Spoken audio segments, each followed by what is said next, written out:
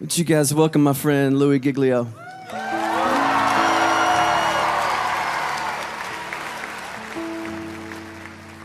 You guys can have a seat. Thank you so much. Man, what a great confession. We're calling this, I think you knew this already, the How Great Is Our God Tour. Not just because God has given Chris this phenomenal song that circled the globe, but we're calling it the How Great Is Our God Tour because we are here tonight worshiping a God that is far beyond anything we could ever dream of or imagine. We are here tonight to worship a huge, massive God of grace and glory. If there's anything that could happen tonight, our heart is that we will leave tonight with at least a couple of things having happened to us. One being that our view of God will be completely blown up all over again, and that the view that we have of God will be expanded in this place tonight. And that we will leave here with the confidence that He is able to hold on to us and hold us together no matter what circumstances come our way in this lifetime. And if you were with us on the Indescribable Tour, we sort of took a swing at that first part, looking at the bigness of God and the greatness of the universe. Anybody make it out to the Indescribable Tour, by the way? A few of you guys were there.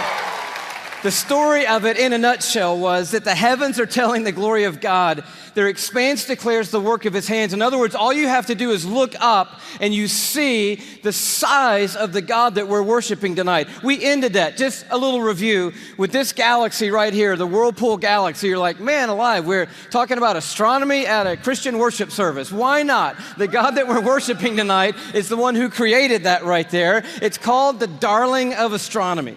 The reason why is it's sitting completely perpendicular to us on Earth. And when we look up at it, we get this beautiful view. But check this out. The Whirlpool Galaxy is 31 million light years away from where you're sitting right now. Okay, they got nothing in here tonight. 31 million light years away. That's just the first little thing we got to catch up with tonight. By the way, the story opens like this. In case you forgot, in the beginning, God created the heavens and the earth, and He said, "Let there be light," and there was light. And that was a phenomenal moment when that happened, because light came out of the mouth of God traveling 186,000 miles a second. That's how fast light is traveling through the universe. And so a light year, therefore, is how far light travels in 1 year, and I'll do the math for you. It's 5.88 trillion miles is a light year. So as we talked about before, when you start to get around in the neighborhood of God, the mile is not going to help you. The yardstick, the ruler, the tape measure, these things are of no value in the universe that God has made. We're using a ruler called a light year that's 5.88 trillion miles long. And if you'd like to go to the Whirlpool Galaxy, be my guest. All you have to do is multiply 31 million, that's how many light years it is away, by 5.88 trillion miles, and that's the distance that you've got to cover. Anybody with me so far? I'm wondering, are there any science lovers here tonight? Because we're going to have a little scientific content tonight, and I need to know if anybody's going to be with me so far. So you do the math, or you could look at it a different way. You just have to travel 186,000 miles a second for 31 million years, and voila, you will arrive at the Whirlpool Galaxy. Second thing that's pretty stunning, given that our God made that, is it contains 300 billion stars. In that one galaxy, 300 billion stars. And it is one of hundreds of billions of other galaxies in the known universe that God has made. And it just reminds us all over again tonight, man, this God that we're singing to tonight, He's enormous. He's bigger than anything we've ever dreamed of. He's bigger than our wildest imagination of Him. But we ended by looking inside that thing, and this is pretty stunning. Those of you who've seen it remember, but the Hubble Space Telescope is circling the Earth at 360 miles above the Earth, and it takes amazing images of these galaxies and other phenomenon of the cosmos, and it looked into that white core of the Whirlpool Galaxy, and lo and behold, there is a black hole in there. And we'd never seen it before until Hubble could take an image of it, and I found this on NASA's site, hubblesite.org. This is what Hubble sent back to us from 31 million light years away from the black hole core of the Whirlpool Galaxy. They send us back this image right here, and it's just crazy. It's crazy. It's the glory of God, the grandeur of God. It's the grace of God and the mercy of God everywhere we look. It's the imprint of God in all of creation, everywhere we turn. And tonight we just want to begin with the bigness of God, the grandeur of God all over again. We're going to do it by looking at 4 stars. Can you handle 4 stars tonight? The first one's easy because there's just one star in our solar system, and that star is called the sun. Thank you very much. Yes, it's our own star. There's an image of it for you, by the way. It's a little more fierce than we often think. It's 10,000 degrees Fahrenheit on the surface, but what I want you to see about it is how big it is. It's 93 million miles away, so when you're looking up in the sky, it's pretty good pace out there. By the way, light traveling 186,000 miles a second. It's only taken 8 minutes to cover that 93 million mile journey to touch your skin here in Atlanta, Georgia. But what I want you to see is the size of it. It's like 1,000,000 times the size of the earth, and that matters to us tonight when you hear what the psalmist said. Listen to his words. By the word of the Lord, this is Psalm 33, the heavens were made. In other words, God didn't lift a finger when he made the universe. By the word of the Lord, the heavens were made. But he goes on to say, their starry hosts by the breath of his mouth. So we're looking at something so intense that we don't want to get any closer than 93 million miles away, which is what we are right now. And then we read that God just breathes out stars. It's crazy to think about it. 1,000,000 times the size of the earth. So here's a little perspective that sort of changed my life. If the earth were the size of a golf ball, okay, the sun would be 15 feet in diameter. Okay, that didn't seem to move anybody either, so let me try it a different way. Let me just try it just a different way. I thought I might need this, so I brought a golf ball, okay? So all through the evening, this is going to represent Earth, all right? So this is where we are. I need everybody in the building to look as closely as you can and find yourself, okay? And when you found yourself, I want you to nod your head so that I know you've located you on the earth, okay? You nodding your head? Okay, you found yourself. If the earth were a golf ball, the sun would be 15 feet in diameter. That's not 15 feet in diameter. Can we blow that up just a hair and maybe give them 15 feet in diameter? So here's a little perspective for you, okay? Is this working for anybody? Here we are on the earth, and that's the sun. It's so big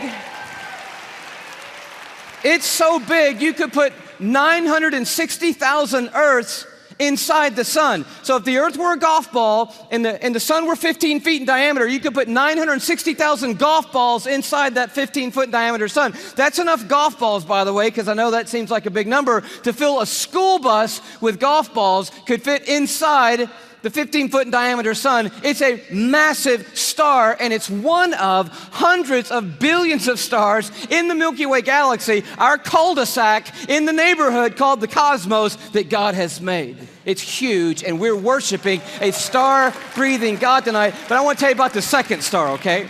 Because the second star absolutely wrecked my life. I heard about it when I was a high school student here in Atlanta. One of our youth leaders did a talk, and he mentioned this star. I didn't know how to talk to God for about 2 months after I heard about this star. It's called Betelgeuse or Betelgeuse. You can pick your pronunciation. I'm obviously going with Betelgeuse, and Betelgeuse is incredible. Here it is in the night sky. I know it doesn't look incredibly ferocious, but it's 427 light years away. So that's 427 times 5.88 trillion miles away from us right now.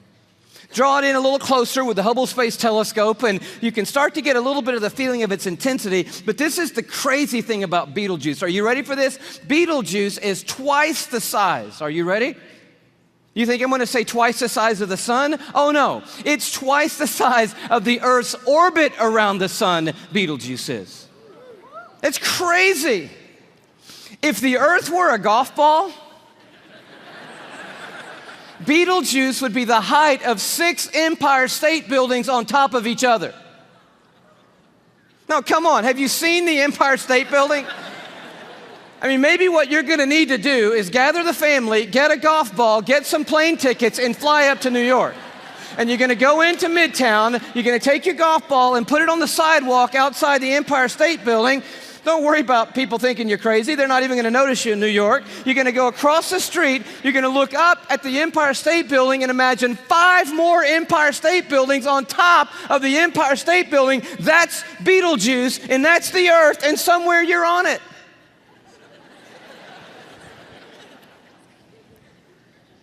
You could fit 262 trillion Earths inside Betelgeuse.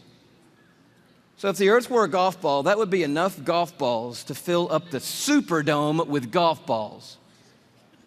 3,000 times.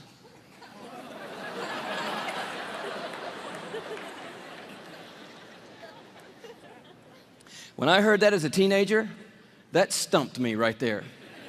Because most of my praying had been advising God, correcting God, suggesting things to God, drawing diagrams for God, reviewing things with God, counseling God. The third star, can you go a little bit bigger with me? The third star is called Musifi.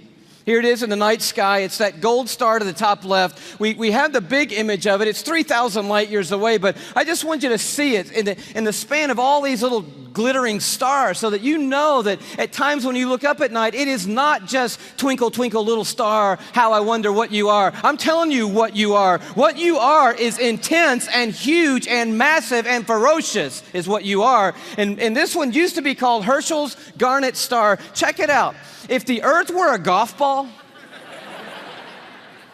Musifi would be the width of 2 Golden Gate bridges end to end.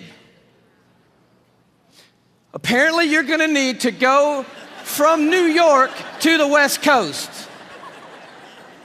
Go to San Francisco with your family and your golf ball. Place your golf ball at the beginning of the Golden Gate Bridge. Go across the bay into Oakland to a high place where you can see the entire Golden Gate Bridge. Another second Golden Gate Bridge will be in your imagination. Span all the way back the 2 Golden Gate Bridges to the very beginning and find your golf ball over there. That's the Earth, and somewhere you're on it. One of the stars in the Milky Way galaxy. It's so big you could fit 2.7 quadrillion Earths inside this one star.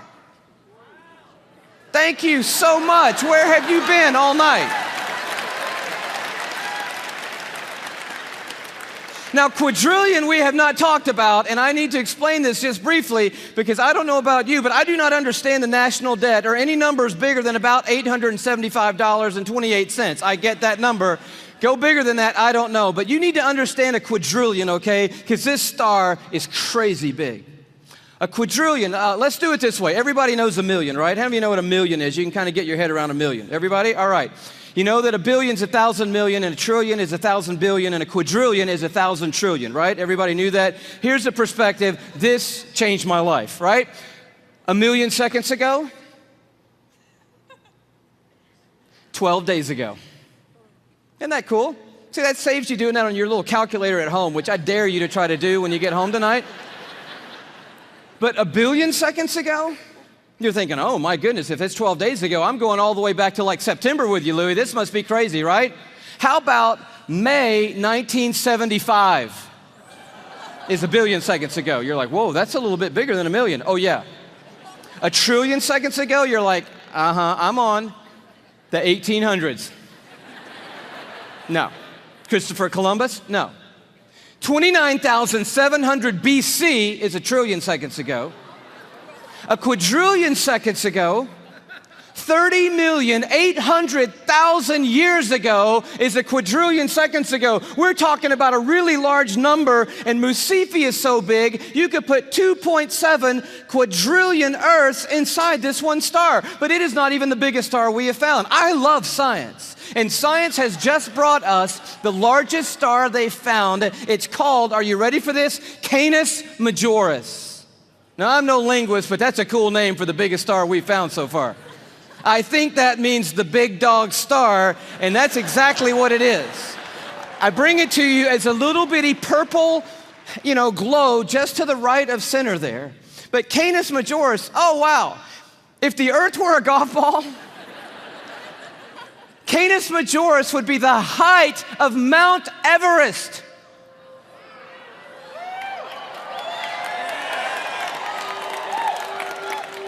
Thank you. You just saved your family plane fare from California to Kathmandu, Nepal. Almost 6 miles above sea level, the highest point on the planet, and I just dare you to get up there and unzip the parka and pull out your golf ball.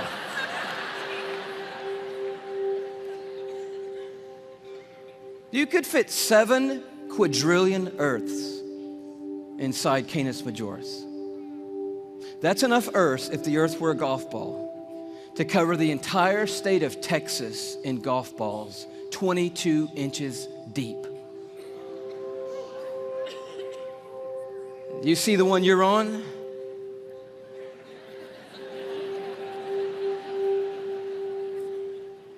Maybe this will help a little bit more. This absolutely blew my mind.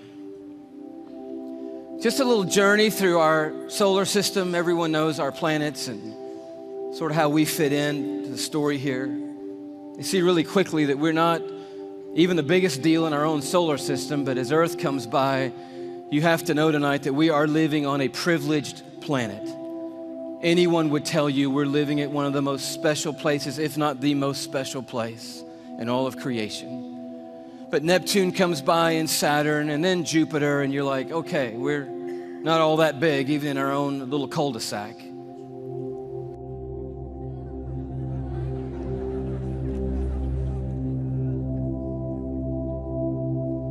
I just noticed the blue dot fading away is not the Earth. That's Neptune. The Earth has gotten too small to see anymore. Sirius comes by. Little plug for satellite radio. Not the biggest star, but the brightest star that we have found so far. Pollux, which we didn't mention. Arcturus. Such a beautifully named one, Regal. But then the one that messed me up.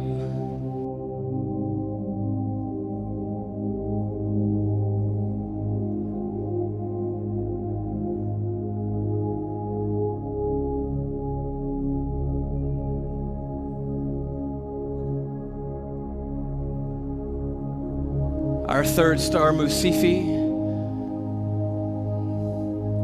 Musifi's cousin, W. Cephei.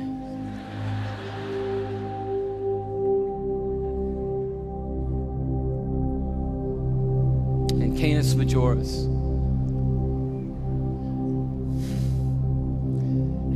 And do you know that you couldn't come up here right now with a Sharpie and make a mark on the screen that would approximate the size of our sun? You couldn't even do it. I mean, when you look at these in their relative size, we just have to put a little arrow over there that says, if you could put the sun on here, which you can't, it would go somewhere about here.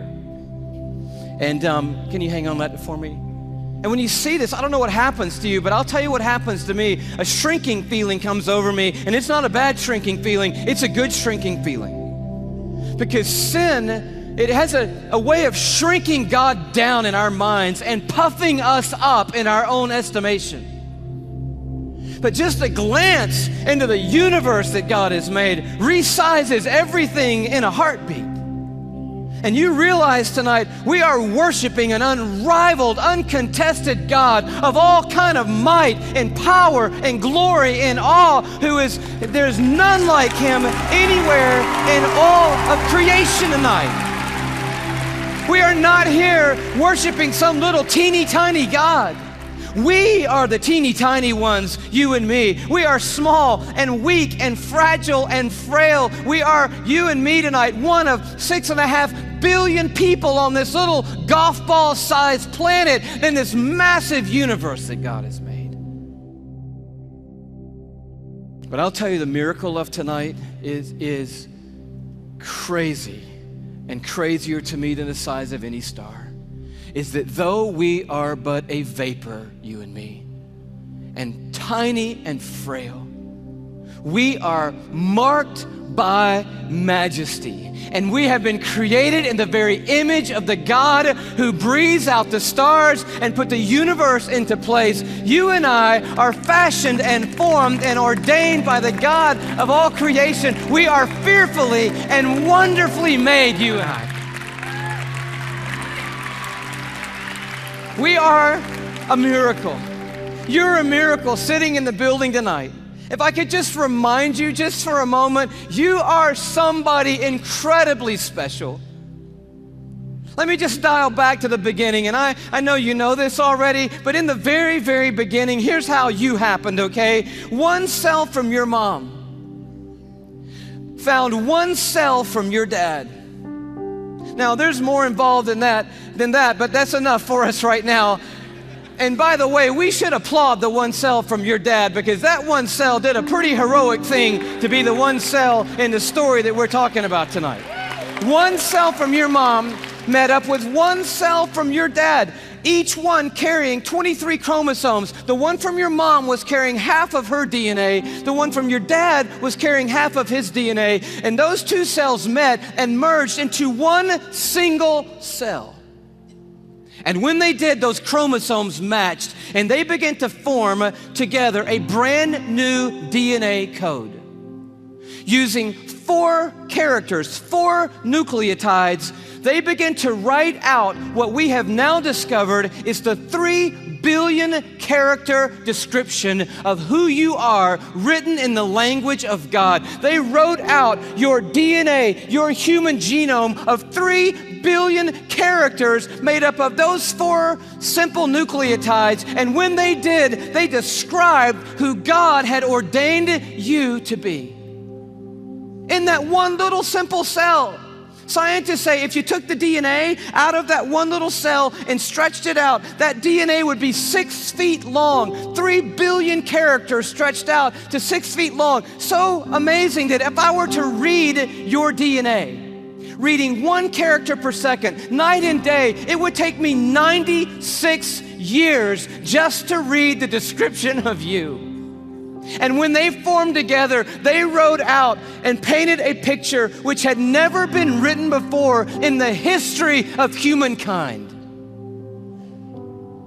And then that cell did the unthinkable. It set out to build that model from one cell. I'm telling you, you are a miracle sitting in this building tonight. And you have come a long, long way. I mean, here you are. This may not be in the family photo album, but here you are at 3 days old. 16 cells of you. You say, what in the world is that? It's a 16-cell human embryo on the tip of a safety pin at incredible magnification. So by now, that one cell had turned into 16 cells on its way to making the 75 trillion cells that make up your body tonight. Every one of those 75 trillion cells containing that 6 feet of the 3 billion character DNA code that's you. There's so much DNA in your body, by the way. If you stretched it all end to end, there'd be enough DNA to go to the moon and back inside your body. 178,000 times. That's how amazing God has made you to be. 75 trillion cells in your body. And when I told you that, 50,000 of those cells died and were replaced by brand new cells when I told you that. And then just now, 50,000 more cells died and were replaced by brand new cells. It's happening every 3 seconds, day and night, all the days of your existence. And you wonder why you're tired all the time. I'll tell you, you're doing some amazing stuff night and day. We're miracles, you and me. I love the way Augustine said it, one of the great fathers of the church and of the faith.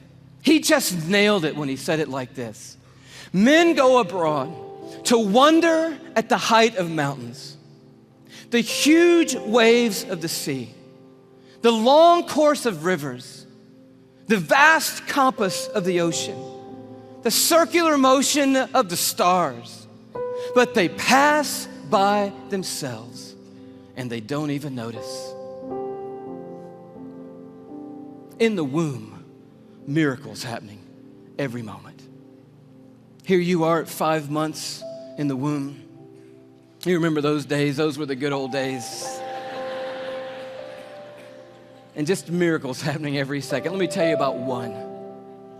1 million optic nerve endings left the optic nerve center of your brain in the womb, headed for 1 million optic nerves that had left your eye. And they had to meet and match their exact partner, 1 million looking for 1 million. And when they found their exact partner out of 1 million and matched up together, in that instant you had sight. And anyone would tell you that to this moment, the most technologically advanced thing on planet Earth is your eye. Oh, but it didn't do you any good, because when that moment happened, you just had one piece of skin completely covering your eyeball.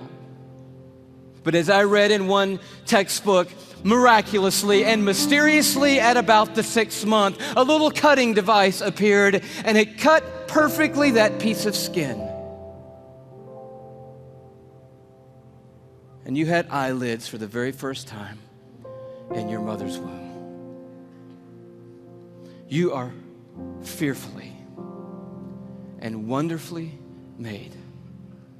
And the God of the heavens is the one who fashioned you together. And he knows your name tonight. And he knows every single thing there is to know about you. And he's made you a promise that for those who trust in him, he will literally hold them in his hand and carry them all the days of their life. This Psalm 33 that talks about a star-breathing God turns an interesting corner. It says, "For he spoke and it came to be. He commanded and it stood fast." That's power and awe. But now it gets very personal.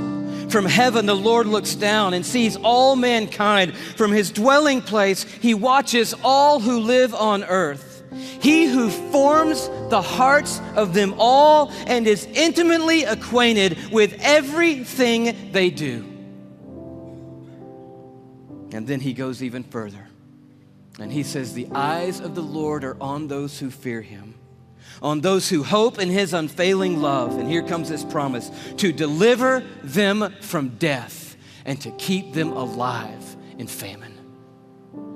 And that is the promise tonight, because this building and our world is filled with hurting people, with lives that are spinning out of control, with pain that we didn't ask for or could never imagine. And God is making a promise to us tonight. He's saying, "I am a universe maker and I am a heart former, but I'm also big enough to be intimately acquainted with all the circumstances of every one of your lives. And I promise you, no matter what comes in this lifetime, no matter how difficult the road or how dark the night, I will hold on to you and I will literally hold you together and carry you through any and every circumstance that ever comes your way, any moment on this planet."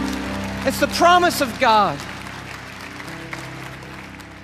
And you say, "Well, man, that sounds good, but how do I know that's true in my life right now, Louis?"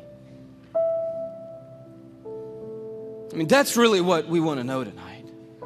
And I'll tell you how you can know tonight that God will always hold you together no matter what. It's by looking a little deeper into the human body, and it's a little protein molecule called laminin. Yeah, that's about what I felt the first time I heard that.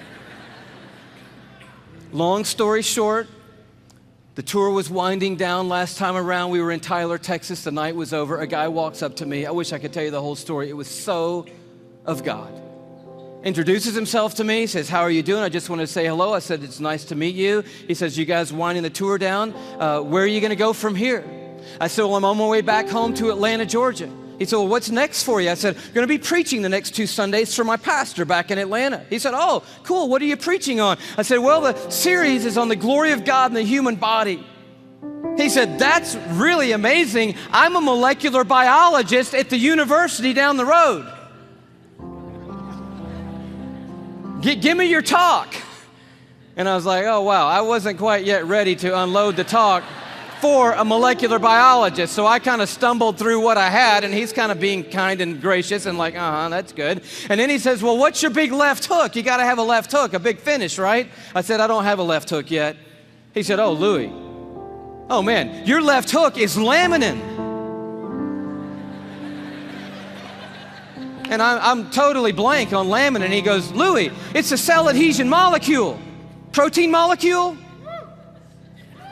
Do you know about proteins? I'm like, no. He said, Louis, cells organize into certain molecular structures, and that determines what protein there are. There are between 10 and 60,000 proteins in the human body. We don't even know how many proteins are in the human body, but one of them is a cell adhesion molecule. It's organized into this certain structure, and that tells the cell what its job is in the body. And this one is a cell adhesion molecule.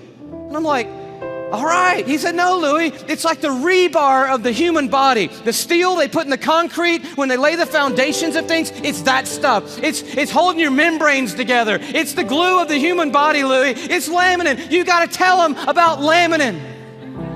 And I'm like, I promise you, I'm going home and tell them about laminin. And I'm sure when I do, revival is going to sweep across the church and probably around the world when I tell them. He said, no. You got to see laminin. I'm like, okay, let's see it. He said, no. You need to go look it up online. You need to go Google laminin. Like, I don't even know how to spell laminin. Takes his card out. He writes on the back, Laminin. I'm like, okay, I cannot wait to get to my computer and get on Google, click on images, type in laminin, and I'm waiting, and these little thumbnails come up on the screen, and I'm like, wow. That's laminin, the cell adhesion molecule. Woo! I am so excited. I am beside myself. I cannot believe what I'm seeing. I love laminin. I'm so fired up. You should see laminin, I guess. That's the thing, right? Okay. Here is a scientific diagram of the laminin cell adhesion molecule that's holding your body together right now, okay? This is what I found right here.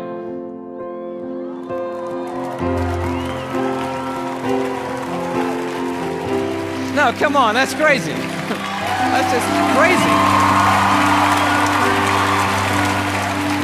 I just can't believe it. I emailed that guy back so fast, I'm like, wow, what in the world? He said, you want to see an actual laminin molecule? I'm like, oh no, man, the diagram was cool for me. I'm happy with that. Don't bother sending anything else. I'm like, yes! And he sends me this image, an electron microscopic image of an actual laminin protein molecule. It looks just like this.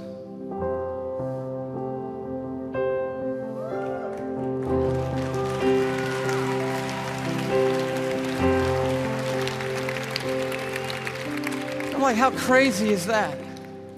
That the stuff that holds our bodies together, that's holding the lining of your organs together, holding your skin on, is in the perfect shape of the cross of our Lord Jesus Christ. And immediately I'm thinking about the words of Paul in Colossians 1. You know this beautiful passage where Paul's talking about the supremacy of Christ and the sufficiency of Christ. He says, for by him, talking about Jesus Christ, all things have been created, things in heaven and things on earth. All things were created by Jesus and for Jesus. But then the next verse goes on to say this, it's crazy. And he, Jesus, is before all things, and in him, that is in Jesus Christ, all things hold together. It's right there. I'm like, of course they do. Of course they do. Everything holds together in Jesus Christ. And he goes on at the end of this paragraph, and he just tells the story of grace. He says, for God was pleased to have all his fullness dwell in Christ, and through Christ to reconcile to himself all things by making peace through his blood shed on a cross.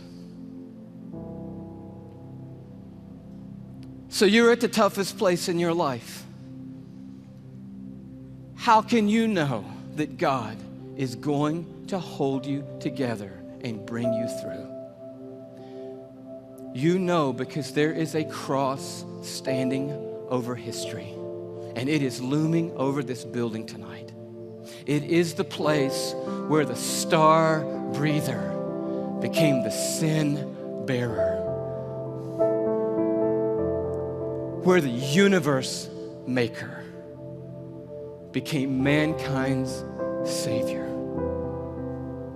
And it is proof that God doesn't always change the circumstances. He did not change them for Jesus on that hillside outside Jerusalem. But the cross is also proof that God always has a purpose in the circumstances, and that His purpose and His plan will prevail and will triumph through any circumstances in this world.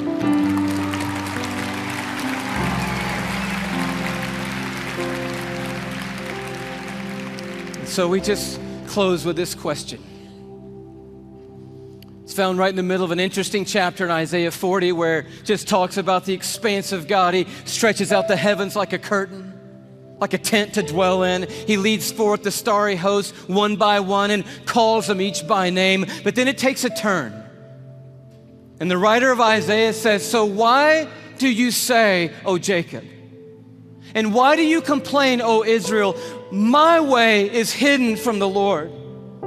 Or say, "My cause is disregarded by my God." In other words, there was a moment in the history of Israel when they felt like God had completely lost sight of them. That yes, I believe that God is big enough to make the world. I even believe that God ordained and made me. And now coming present tense, I'll accept the fact that God gave His Son on a cross. But what I really need to know right now, what really matters most to me right now is, does God see what I'm going through? Does He see what I'm carrying? Does He know that I can't take one more step or one more day? Does He care, and can He do something? That's what I need to know. And Isaiah answers, and he answers with another question. And it's a question for us here. He says, "Do you not know? Have you not heard? The Lord is the everlasting God, the creator of the ends of the earth. He will not grow tired or weary, and His understanding no one can fathom." He's huge. He is a star breather. He's big. But listen to what He loves to do. That God, that creator of the ends of the earth, that I do not grow tired or weary, that my understanding's too great for you, that God, here's what He does. He gives strength to the weary, and He increases the power of the weak. For even the youths will grow tired and weary, and young men will stumble and fall. But those who hope in the Lord, another translation, those who wait upon the Lord. The Hebrew word simply means this. When it says hope and wait, it means but those who stand right in the midst of the craziness, right in the midst of the pain, right in the midst of the chaos, right in the valley of the shadow of death, and they don't gloss over it. They're dealing with the hardest stuff in life, but standing in the middle of it, they say, "You know what? I don't see what God's doing. I don't understand what the plan is, but I'll tell you one thing. I am not going to give up on God, and I'm going to stand right here in the middle of this moment, and I'm going to trust that God is sitting on a throne, that He has a purpose for my life and a plan for my life. And I believe I'm going to see the goodness of God in the land of the living, and I'm not going to stop believing that no matter what." That's what the word means, to wait and to hope on the Lord. And He said, and here's the promise. You're going to wake up to rosy circumstances. No.